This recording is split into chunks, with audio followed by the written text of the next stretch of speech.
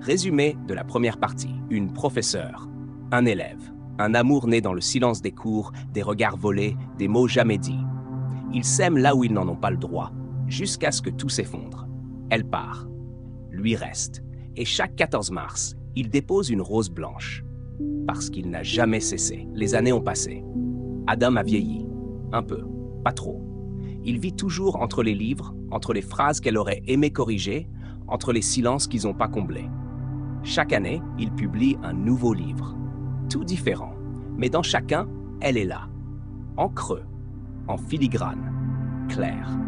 Un jour, une jeune étudiante est venue le voir à une conférence. Elle lui a dit, presque gênée, « Je ne sais pas pourquoi, mais dans vos histoires, on a l'impression que vous aimez encore quelqu'un. » Adam a souri un peu. « C'est parce que je n'ai jamais arrêté. » Ce soir-là, il est retourné dans son ancien appartement. Sur le bureau, un carnet qu'il n'ouvre plus.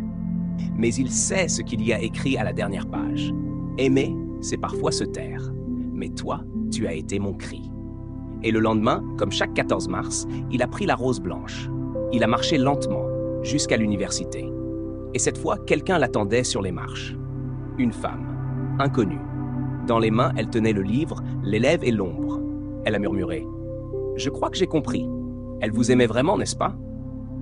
Adam a juste hoché la tête, puis il a déposé la rose. Et il est reparti, comme toujours, sans se retourner. Parce que tout ce qui comptait était déjà derrière lui. Il vivait seul, désormais. Pas par tristesse, mais par choix. Adam n'avait jamais refait sa vie, comme on dit. Pas parce qu'il n'en avait pas eu l'occasion, mais parce qu'il avait laissé son cœur là-bas, dans cette maison blanche, au bord de la mer. Là où elle avait disparu. Un matin d'automne, alors que les feuilles mortes dansaient sous la pluie fine, il découvrit une enveloppe dans sa boîte aux lettres. Elle n'était pas comme les autres. Un vieux papier crème, légèrement gondolé par le temps.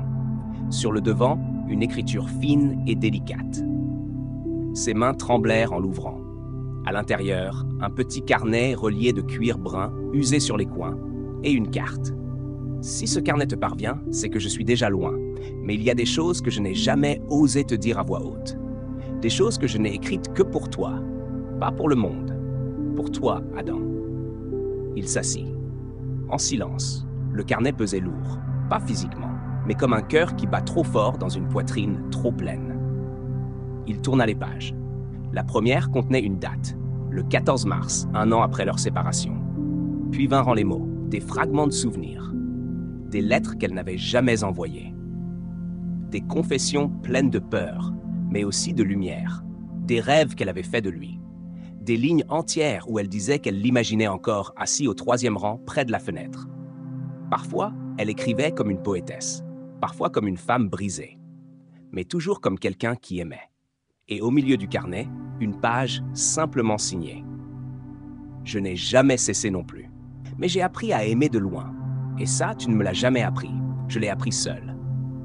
Il s'arrêta là, un long moment, le souffle coupé, puis il tourna jusqu'à la dernière page. Elle y avait griffonné une phrase, une toute petite. « Si quelqu'un te demande un jour où j'habite, dis-lui que je vis encore dans chacun de tes souvenirs. » Adam ferma le carnet. Il ne pleura pas. Il ne parla pas. Il se leva, marcha lentement jusqu'à l'étagère. Il y posa le carnet entre 2 livres, entre les pages qu'elle avait aimées. Puis il ouvrit la fenêtre. La pluie s'était arrêtée. Et le silence ce jour-là n'était plus un vide. C'était un écho, un murmure. Une preuve que l'amour, le vrai, ne meurt pas. Il change juste d'adresse.